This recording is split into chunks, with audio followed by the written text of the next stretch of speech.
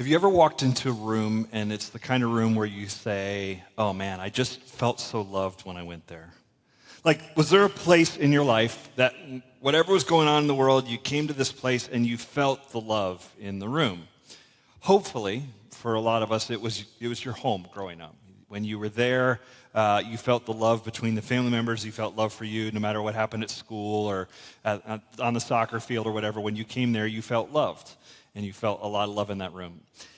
Not everybody that was the case. That wasn't always the case at home. Maybe for you, and this is why teachers can be so awesome, maybe there was a teacher at school that whenever you walked into his or her classroom, you felt the love. You were like, man, I'm loved here. Whatever else is going on at home right now, whatever, I'm loved when I'm in this space.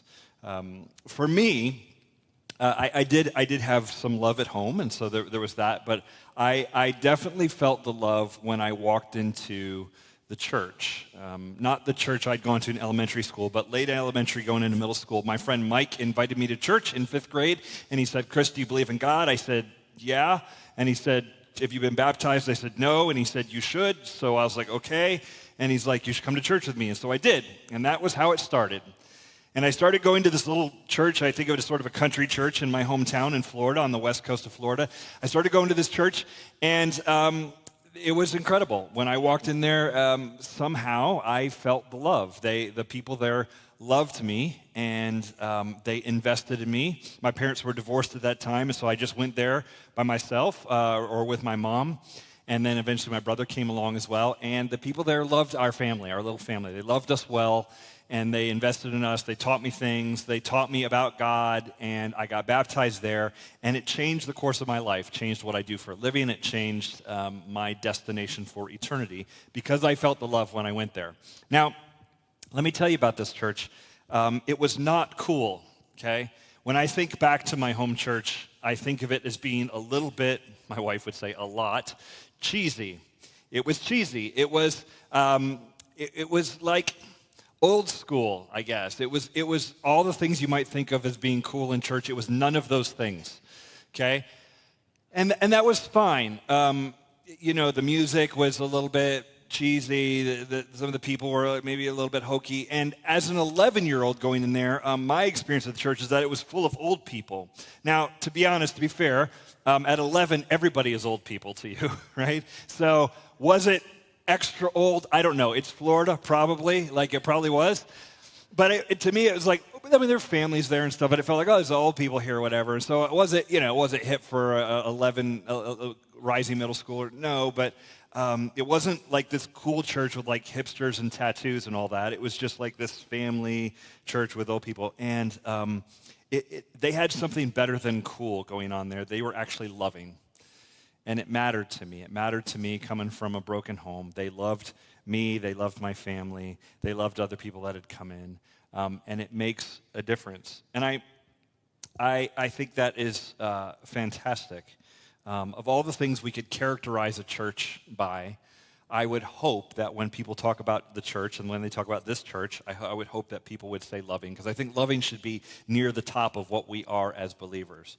And I'm not sure today in America that when most people think of church, they think loving, honestly. That's not maybe the top of their list, but I think it should be. And the writer of the letter that we've been looking at, John, apparently he thought love was pretty central as well, and that the church should be loving, because he wrote a letter in the late 1st century AD. He writes 3 letters, actually, to the churches that are around the city of Ephesus in western, now Turkey, but Asia Minor. He writes letters to these churches, and he's encouraging them, and a major theme of this letter is love. This is why we called it Summer of Love as we're studying through this letter. A major theme of it is about how to be loving and the value of it. And so we're going to talk about it more than once this summer. And I want to jump into it. 1 John chapter 2. We'll pick up where Rachel left off last week. 1 John chapter 2, we'll start with verse 7. I'll put it up on the screen. Beloved, I am writing you no new commandment, but an old commandment that you had from the beginning. The old commandment is the word that you have heard. At the same time, it is a new commandment that I'm writing to you, which is true in him and in you, because the darkness is passing away and the true light is already shining. I think that's a little weird, don't you? I mean, he starts with, hey, beloved, which John uses all these little like terms of endearment for his readers, the church. He calls them beloved a lot. He goes, my dear children. You'll read that throughout the letter. He uses this term of endearment, beloved, hey guys, and he says to them, I'm not writing you a new commandment. This is an old commandment. I'm trying to tell you something you already know. And then like a verse later, he goes, but it's a new commandment. I'm like, all right, you can't. When people say the Bible's contradictory, it's like two verses apart. Like, you can't miss the fact that he just said, this isn't new, and then he goes, but it's new. And I'm like, what is that? Well, luckily, this isn't the only time he uses that exact language, because he doesn't say what the commandment is that he's talking about. But he writes 3 letters, 1st, 2nd, and 3rd John. A lot of people believe that 2nd John functions as like a cover letter to 1st John. And listen to how he describes it in 2nd John, almost the same wording. And now I ask you, 2nd John 1, verse 5, and now I ask you, dear lady, not as though I were writing you a new commandment, but as the one we have had from the beginning, that we love one another. So he names it. Here's the commandment that he's talking about. We've had this from the beginning. And this commandment is old, and it's new. If you had a Jewish background in that day, then this commandment is very old. You shall love the Lord your God with all your heart, soul, mind, and strength. That idea is from Deuteronomy. It's from Moses. It's from 1,500 years before this was written. So that is a very old commandment. Love God, love your neighbor, that kind of thing. There are deep roots to that idea in Jewish thought. So when he says, this is not new, this is old, yeah, it's old. It's been around for a long time. But there is a new sort of nuance to it, or there's a new emphasis on it. Jesus brings it up. Jesus talks about that same idea, and he highlights it, and he takes it from being one of many commandments in the Old Testament, many laws, and he takes it and makes it central and says, this is the thing upon which I'm going to build the church. In John 13, so John writes the letters of 1 John when he's old and late in like 80s, 90s AD. But earlier he wrote, as he wrote the Gospel of John, reflecting on his early life with Jesus, he reflected upon the Last Supper that he has with Jesus, and this long speech Jesus gives his disciples at dinner before he's crucified. And in that speech, he says this to them, John 13, 34, 35. A new commandment I give to you, okay? It's a new one, here we go. That you love one another. Again, not new, old. Just as I have loved you, you also are to love one another. By this, all people will know that you are my disciples if you have love for one another. And maybe that's a key distinction. He says, look, the nature of the community, the thing, if you were to cut the church, and what bleeds out should be love. There's something in us that should come out. We are to be the people of love, is what Jesus is saying. It's not a law. We're not the people who keep the rules the best. We're not the people who are holier than thou. We are the people who are loving. That's the idea. That's the core. This is what he calls a new commandment. He has elevated that idea to a high place. Instead of our relationship with each other and with God being based on duty and law-keeping, it's now based on love. And Jesus says, I have shown you love, you receive it, and I want you to pass it on. This will be a mark of the community that you're passing on the love to one another. So, back to 1 John, what he tells the church. He's telling the church a defining characteristic of the community should be love. Now, this is tricky for us because I can use the word love, but I can't guarantee what you think of when I say it. And in fact, it's one of those words that if I put it out there, it's a many-splendored thing, right? Like the word love can just mean so many things in our current cultural context and moment, right? What are we actually talking about when we talk about love? Because when I asked you the question in the beginning, where's a place that you went where you felt loved? What exactly did that mean? Did it mean that you walked in and you felt a warm feeling? Did it mean you walked in and nobody judged you, or you didn't feel the judgment of people? Is that what love feels like? What exactly are we talking about? Is love a warm feeling that warmed your heart? It might be. I also think chocolate is that way, so it's a little confusing. Maybe love and chocolate are very similar. I think they are. Maybe love means radical acceptance to you.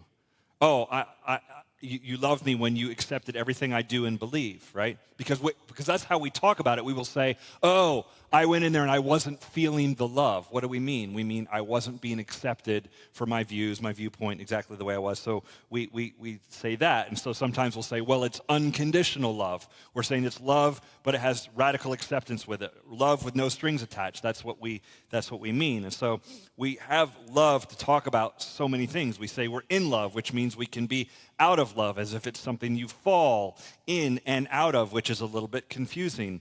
And there's just so many things on the list that we might love. We could say we love spouses, and we love a certain kind of food, and we love to travel, and we love, like learning. And there's just so many things we say we love, but we don't exactly mean the same thing about all of those things, do we? So we ask that word to carry a lot of weight. And I think it's important, especially as the people of the light that John will talk about, people who are trying to follow God closely, to be a disciple of Jesus. It's important that we know what love is.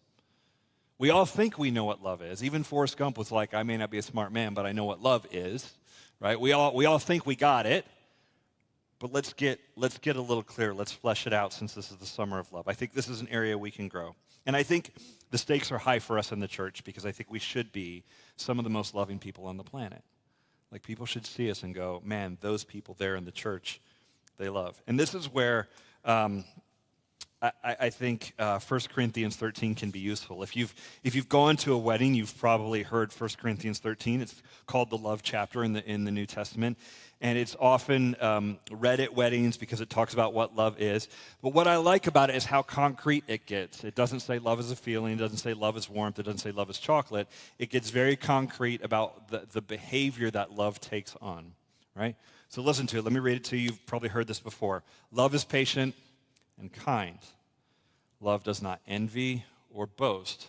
It is not arrogant or rude. It does not insist on its own way. It is not irritable or resentful. It does not rejoice at wrongdoing, but rejoices with the truth. Love bears all things, believes all things, hopes all things, endures all things. Love never ends. That's tangible. How are you supposed to love your spouse, your girlfriend, your children, your coworkers, your mother? How are you supposed to love these people? What are you actually supposed to do? Are you supposed to just show up and feel warm? No, there's something else going on there, right, when we get tangible. And sometimes I struggle to figure out, like the rest of us, I struggle to figure out, how do I be loving in this situation? Especially if I think of love as a feeling, and love can be very vague. But 1 Corinthians 13 is not vague. It says specifically, love is patient and kind. So, logically, if I'm going to be loving, I need to be patient and kind. So when I'm patient with my wife, I'm showing love towards her. When I'm kind to my coworkers, I am showing love towards them. When it says love is not proud or boastful, right? So when I can rein in my pride in front of other people, I'm not being a hothead, I am actually showing love towards them. Love is not irritable or resentful. You would think the longer you love someone, the less irritated you will be with them. Has anyone else experienced that to be the case? Like, you're in a relationship for a decade or two, are you less irritated with them or more? Or they were adorable at first, but now even their mouth noises when they chew is like, could you stop being yourself for just a moment? Stop existing the way you do in the world, because it's irritating to my being and my fibers of, right? Am I the only one? Right? It happens. Over time, it is easy to grow irritable and resentful, especially to people we're close to. You might keep up a good front for outsiders, but for someone you're close to, it's easy to build resentment. And this reminder from Paul, love is not irritable or resentful. You have to fight against it. You have to do the work to grow in love that way. It says, love rejoices with the truth. This is terribly out of fashion right now. We act as if love does not do that. We say love basically affirms what everybody wants to believe. Like, whatever you do, you're cool, it's fine. Whatever you believe, whatever you think, whatever you're doing, it's the only loving way I can be is to just say it's all good and you're fine. And the truth is, that's not how love works. And it even says that, like, I think it's probably weird for us to hear love and truth associated in the same sentence. Love rejoices with the truth. Why? Because when you and I live in accordance with the truth, it is the best thing for us. The way we flourish as humans is to align our lives with what is actually true about the world. God designed the world and ordered it a certain way, and when you live aligned with that ordering of the world, you will flourish. You will grow. It is your best shot at, insert the word here, best shot at happiness, fulfillment, joy, peace, whatever. It is your best shot at that when you live according to the truth. So to love someone is to celebrate when they are aligned with truth. That's the reality of it. You don't use love to whitewash over falsehood. You actually, being loving is to tell the truth. And to speak truth in love, right? You can do it a certain way. But it's not loving to lie to people. Love celebrates the truth. And that doesn't always feel great. It can be weird. But when someone challenges us to live according to the truth, that doesn't mean they don't love us. Sometimes love looks exactly like a challenge. So those are some, that's getting more concrete. Those are like getting some handles on love, okay? Call them love handles, whatever. So let's get back to it. 1 John chapter 2, this is what he says. Whoever loves his brother abides in the light, and in him there's no cause for stumbling. But whoever hates his brother is in the darkness and walks in the darkness and does not know where he is going because the darkness has blinded his eyes. There's this idea of light and darkness. We talked about it a couple weeks ago. That's a recurring theme in the book of 1 John. And he basically says, look, if you love your brother, you're walking in the light. Now, brother, sister, that language is probably talking about people within inside the church. So he's talking about within the community. If you love people well in here, in the community of faith, you're in the light and you're following God as they follow God. You're all in this light together. You're walking towards Jesus. And if you're in the light and you claim to be in the light and you hate your brother, you're probably not actually in the light. There shouldn't be hatred existing between you. You're probably walking in darkness. And he goes on this idea of sort of a hater, of this person who is walking in darkness and they've been blinded by it. And I think there's some implications of that we need to think about. Let me just give you 3 ideas of this whole text, and then we're done. Number 1, we need to keep short accounts. In other words, we need to not hold grudges and not hold on to things for a long time, especially within the church, okay? Keep a short list of grievances and work them, get them done quickly. Don't allow things to fester. Don't allow things to bubble up. I had that with someone this week who pulled me aside and said, hey, you said this, and it frustrated me, and I just want to deal with it so it doesn't linger for between the two of us. That's the way you do it. You deal with these things quickly, and don't let them go on. Don't let the don't keep it a list of offenses of how other people have offended you, especially in the church. And sometimes it's going to happen. Sometimes in small group, you're going to say a thing that offends another person, or they're going to say a thing that offends you. And they said it because they're dumb and they're ignorant and they just don't understand the way the world works. And you get it, they don't get it, and they said it, and then you're hurt, right? And then sometimes, if we're honest, you said a thing because you're dumb and you're ignorant and you don't get it and you said the wrong thing. The challenge is you don't know which one is which. You don't know because everybody who said the dumb, ignorant thing thought they were saying the smart thing and that you're the dumb, ignorant person. It's very complicated. But let's just be humble and recognize that we all do it. Like, we all say things we wish we had, and then the toothpaste is out of the tube and you can't get it back and you wish you hadn't said that.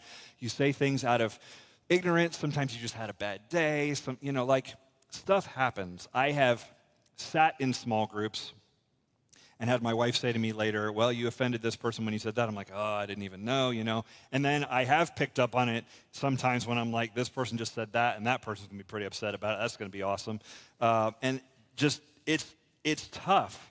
And this is why the church is reminded over and over in the New Testament to deal with this stuff, to don't let it linger. Jesus' brother James says, every one of you should be quick to listen, slow to speak, and slow to become angry.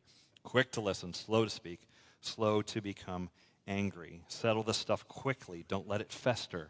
Don't give in to gossip where you repeat the story over and over. The church is odd because it's a radical experiment of pulling people together from different backgrounds and seeing if they'll just get along. Like, that has hardly happened in the history of the world. The world historically is pretty tribal, right? It even is today, like by nations. If I said to you, picture someone in your mind who's Japanese, you would imagine what a person might look like. If I say picture someone who's from Nigeria, you might imagine what that person looks like. And mostly you would be right? But if I said picture an American, well, that's a thing, right? Like, it's all over the place. It is a wild, tribal, everybody comes together from different groups, everybody looks different, has different backgrounds, preferences, and we're living through the experiment of, is that going to work? Are people who are so different coming together, is that actually going to work? And as nations, it generally does not. Like, it eventually blows apart in some way. But the church has been this beautiful thing for a couple millennia where people from different socioeconomic backgrounds, different ethnic backgrounds, different belief systems, different financial backgrounds, these people have different worldviews, and they come together under Christ, and they work together, and they figure out, hey, just because you're different than me, you're still my brother, you're still my sister. We are going to work together. That is a beautiful thing when it works well. But it's difficult, and for it to actually work well, we have to keep short accounts. We can't be keeping long lists of the things people have done wrong for us. Number 2, spend time on what love truly is. I would argue 1 Corinthians 13, and make a plan to walk it out. 1 Corinthians 13, love is patient, love is kind, all that. That shouldn't just be interesting. It shouldn't just be head knowledge. Oh, that's okay. Love is that. That's cool. It actually needs to be practical. And this is one of the challenges for us, I think, in modern life is we're so used to studying things for a test and spitting out the knowledge that we were given so that we can pass the test, that a lot of the things that we study don't sink into our heart and into our bones because we just had to know them, and it didn't matter if we lived them out. How many facts about the world did you absorb through years of education that they don't go into your bones, they don't matter, you just know them and you spit them out? And we come to the scripture in the same way. Oh, love, what's love? Patient, kind. Is that on the test? All right, is it a multiple choice? Give me like patient, kind, and give me like a couple others. I could probably figure out which one of those don't belong. Is it like all of the answers above except D? Like, that's kind of how we look at lists and information, and we don't think, this is to be known in our heads. This is to be known in our hearts. This is to be in our hands and feet. This is to be the way we live. This is why John talks about, and he uses a very Jewish way of talking about this, that you will walk in this. People who are walking in the darkness have been blinded, is what he says. The walking idea is a sort of old Hebrew thing of like, no, it's not just head knowledge, it's not just heart, it's the whole thing. You are walking it out. And so love needs to be walked out. It doesn't need to be just understood intellectually. It doesn't even need to be just felt. It needs to be walked out, and that's what we're going for. This is why when you came in, we gave you a card. Okay, you should have all, when you got in, you got a card. It's 1 Corinthians 13, print it out. And it is there so that you will walk it out, not just know it, okay? So you can take this card, and you can put it on your fridge. I think I'm going to put it next to my alarm clock. Those of you maybe who are younger than me, alarm clock is this thing that you put next to your bed so you don't have to have a phone in your room.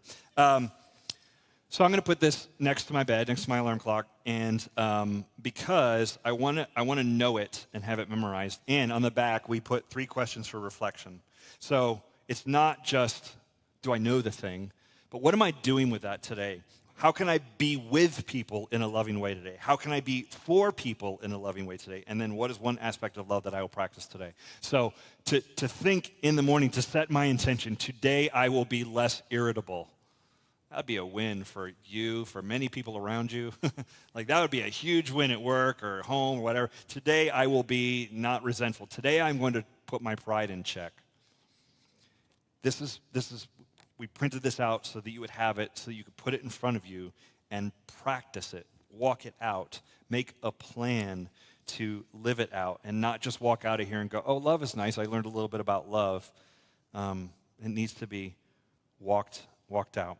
So spend time on what love truly is. I think 1 Corinthians 13 is a good example, and make a plan to walk it out.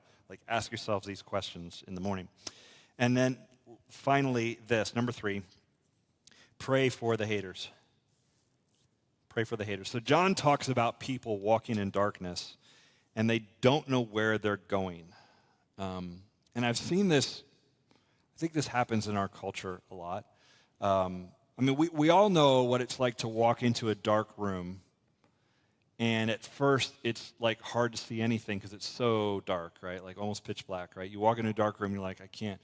And then what happens? Eventually your eyes adjust, and they open up, I guess, to take in more light, and you can start to kind of see some things, and you can kind of make out where things are. And so you kind of oriented. Even in the darkness, you can get a little bit of enough light to see where you're going. And you're adjusted. Well, what happens is someone comes in and switches on the light, usually your dad or your mom for school in the morning, right? They flip on the light, and then you're like, it hurts you, right? The light actually hurts you because you're like, like I'm already adjusted to the darkness. And I think culturally, that's where we go. We wander, like he says, we become blind. We're so used to the darkness, we sort of stumble around, and the light hurts us. We are a little bit like Bane from The Dark Knight, one of the best movies ever.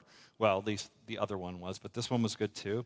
Bane, who says, oh, so you think darkness is your ally, but you merely adopted the dark. I was born in it, molded by it. I didn't see the light until I was already a man, but then it was nothing to me but blinding. Remember the scene they're fighting him?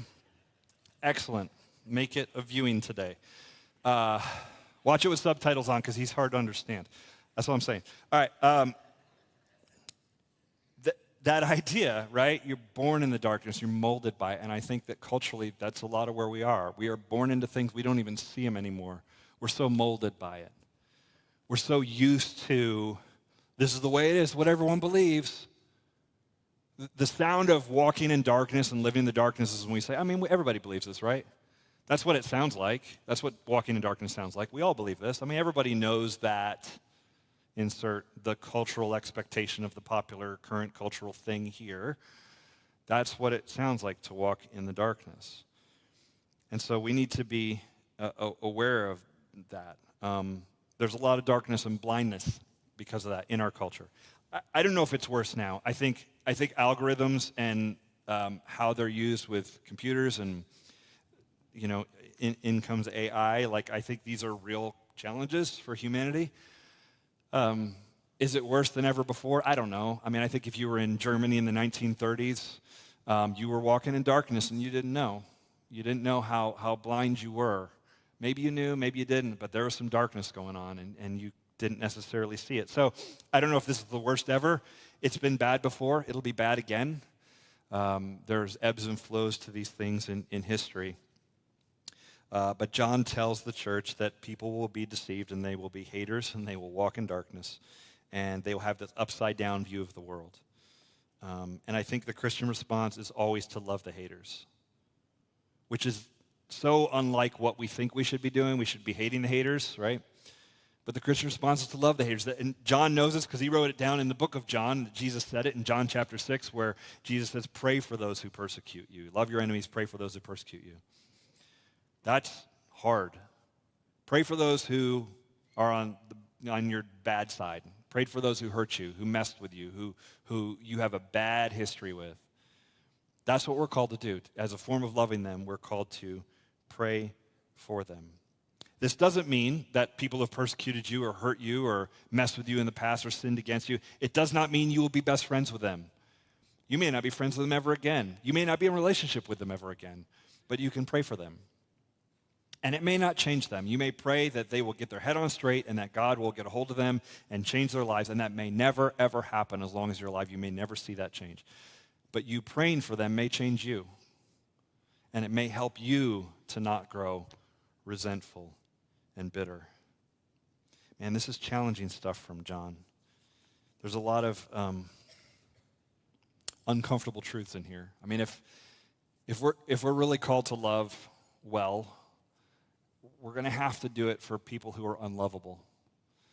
Everybody can love people who are good and kind and nice and rich or friendly or fun or whatever. That's easy to love. The real test of love then comes when they're hard to love. Any of you who are parents and have raised children know that kids are amazing and pretty hard to love at times because they mess things up, all the things. And it doesn't matter their age, different sort of challenges at different stages. But sometimes parenting can feel like a one-way love where you are loving them and doing for them and sacrificing for them, and it is not entirely reciprocated.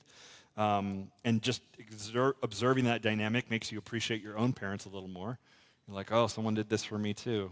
Oh, man, okay, I bet I was tough. But you love them, and you grow in your capacity as you love them through hard things and what feels like a one-way love. As you do that over time, you grow in your capacity for love, and you get a little appreciation for what God does for us. God, our Heavenly Father, loves us even when we are difficult, and that is a beautiful thing. So I opened by telling you about the church that I grew up in, and I think ultimately my hope is that this church is like that, in that it's a loving place. That when you go to a summer of fun event, when you go to a women's night out, when you go to a Bible study, when you go to a small group, when you walk into the Bird Theater, when you drop your kids off, when your kid comes to student ministry, in all of these environments where we're together, my hope and prayer is that you feel the love. I think as a church, we've been decent at it at times, but I think we can always be better at it and sort of elevate our game that way. And that's not going to happen because I said so in a sermon. It's not going to happen because a couple leaders are demonstrating the way. That always helps. But really, this church will be as loving as the people in the church decide to be. To everybody take the responsibility to go, I'm going to walk this thing out, and I'm going to get serious about not being irritable and resentful, and I'm going to, check my pride, and I'm going to be patient and kind. When every person in the church says, this is who I'm going to be, this community changes, and I think people will be drawn to it and attracted to it. Let's pray. Lord, help us to walk out love and not just talk about it, not just hear about it, not just spend a summer on it, but this needs to be a lifelong, almost obsession to be the people of love in the community, to be people who are dialed into you and who are actively thinking about how can I be more loving to my husband, wife, girlfriend, boyfriend, best friend, coworker, teacher, mom, soccer coach, like who's in my life today and how can I be more loving to them? God, may we take the words 1 Corinthians 13 to heart and apply them, walk them out in our day-to-day lives. And God, may we, if we haven't been doing it, may we start that this week. We will ask ourselves the questions of where am I going to do this? We will set our intention in the morning, and we will do this this week. Thank you, Lord. In Jesus' name.